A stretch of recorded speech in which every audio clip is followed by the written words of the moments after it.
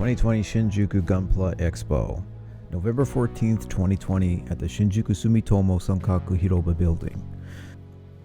The theme this year was the 1-to-1 scale Gunpla factory experience.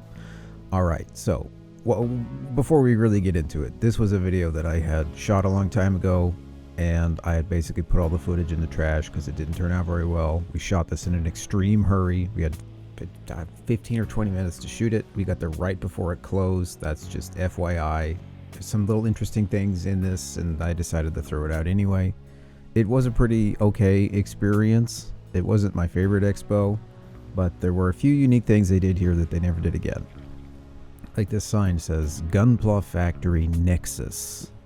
So the concept this year was real scale Gunpla. They debuted a lot of new statues and large scale pieces on display, as well as having a conference about the future of Gundam anime and Gunpla, which I completely missed out on and have nothing to say about. Can't remember if we had to pay admission for this one, but I do remember it being a lot smaller and simpler than the previous ones I've been to, even though it starts off like this.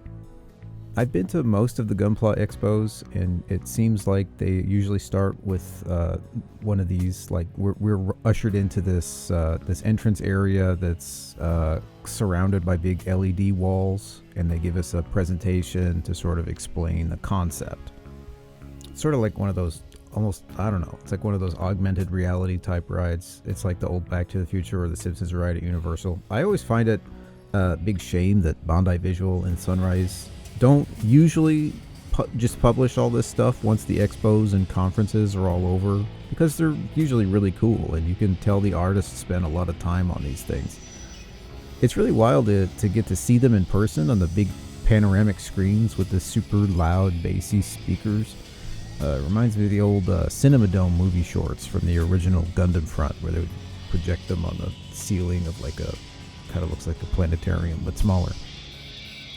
I think they told us it was okay to film this, so I'm not entirely sure if how much of this I could show on YouTube, but you can see the idea here. It's like, what if in the future Gunpla were life-size and factories would somehow build them with lasers or whatever is happening. It was cool. It was fun to watch. Back off. All right.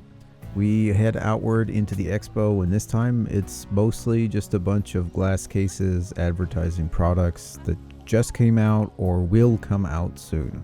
Keep in mind, this was 2020, so this may be old news to you nerds watching, but because of the things going on that year, there wasn't an expo when there normally would be, so this one was a little unusual. Like the timing of some of the products was weird. Some of the prototypes were on the floor, and some of the other things were being displayed as on sale soon, but they didn't come out for like almost 6 months. And a lot of the other events that you would normally see at a Gunpla Expo, we didn't have them.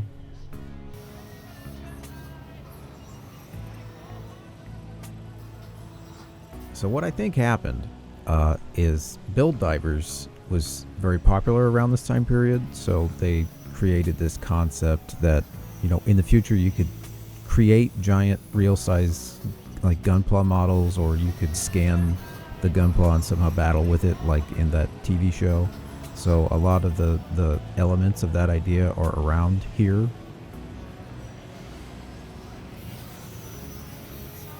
More large size Gunpla concepts. I've never seen a Dom statue like this one before. One other thing I don't ever recall seeing before is this human-sized goof. I've seen a lot of Gundams and Zakus, and even a few GMs and the Z Gundam at the Gundam Front and Gundam Base, but not a goof. I'd start to see more of these in this size in the next edition of the series, the Gunpla Expo 2023. But I'm a big goof fan. The goofy guys rise up. Another product you can buy for an obscene amount of money that did come out is this transforming Unicorn Gundam head, which I had to mask around because they threatened us with legal action if we recorded their anime and put it on YouTube.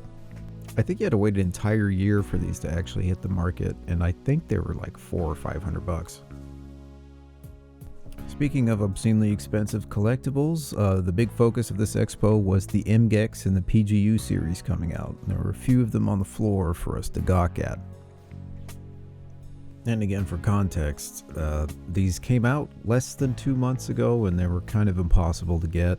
I'm pretty sure they're 25,000 yen. I don't know what that is in US dollars nowadays. I don't know, 150, 180, 200 bucks, something like that. Here is something I have almost no footage of, and then I never saw it ever again. It's like, hey, do you want to scan your Gunpla and use it in a video game? Okay, bye. Okay, where the nerds crowded around was the Perfect Grade Unleashed. This thing was super hyped. It was going to release, I think, the next month. And just for context, the fan community was kind of freaking out about these, but the price was, I think, 50,000 yen. To put that into perspective, the camera that I am filming this event with was a 55,000 yen. Not to try to make you hardcore nerds out there feel guilty about your big wall of Gundams, because I also have one of those.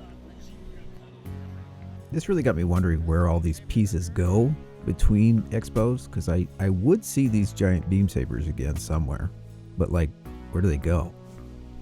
Also, these giant SD Gundam dudes. I kind of like the idea of them doing advertising in 3D like this.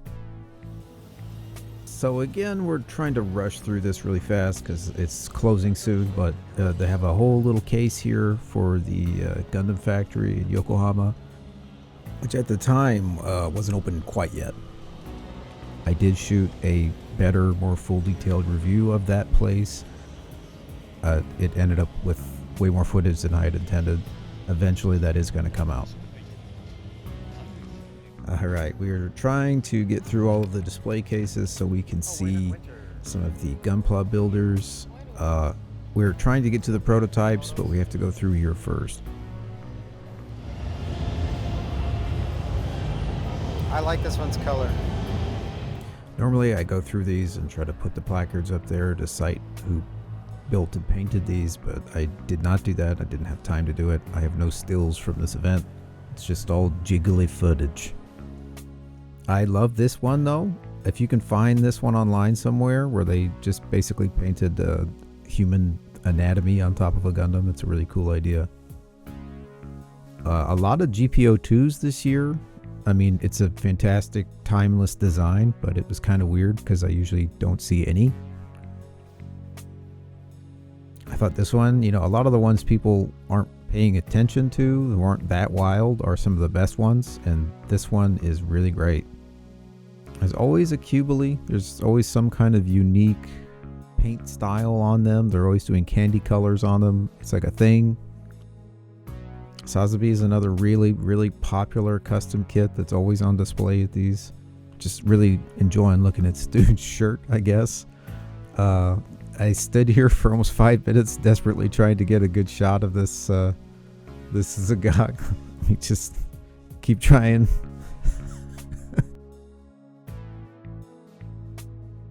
Again, this is the one time I didn't stop to take stills. The video turned out kind of poop. Really wish I took stills because some of these are great.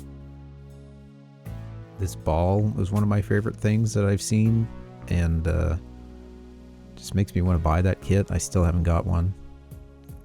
Alright, we are trying to make our way through here quickly to see some of the prototypes. Alright, so we finally made it over these glass cases with prototypes in them, but I don't know what they're prototypes for because I didn't take any stills that I can now read later. This is a 1/100 Nightingale, but the RE100 had already been out for like 5 years, and here's a high new Gundam. Don't know what it's for. Some more of my extra brilliant filmmaking here. Filming the Fun to Build Gunpla event slash activity thing. I didn't know what this was, and then apparently you had to sign up for it beforehand, which I did not do. You basically put together a giant Gunpla that's like the size of a child, and it looked fun, but there were people coming over to us being like, hey, you gotta leave now. Alright, I did want to see this one. I saw it was debuting there. This is the prototype for the Virtue Gundam. I've always liked the Chonk Lord designs and apparently the back of this guy's head. I mean, I'm looking at the footage again and I'm starting to think like this is pretty close to my wife's birthday. So there's a pretty solid possibility that right before we did this, we drank a bunch of wine at a restaurant, and that's why the footage turned out so bad. So if you've never been to one of these expos, you might not know that usually you get some kind of swag bag when you leave. And this year we had these like red crystal entry grade Gundam RX-78-2 kits.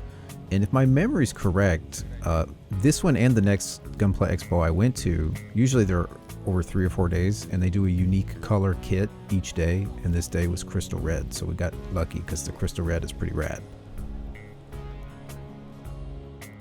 Actually ended up with a few of these, and I was trying to sell some extra ones on eBay. The swag bag usually also comes with trading cards, and I don't know what they're for. Like I said, footage not that great. Event not super interesting this year, but we did have fun. I'm on a mission to go to as many Gundam places and as many expos and conventions that I possibly can and give just a bog standard walkthrough, show you what you missed. A lot of people can't make it to Japan to see these things, and for most of my life I couldn't either. So here I am making these droning videos for you to enjoy while you're on the toilet. Go on, be well, and blaze a path across the universe.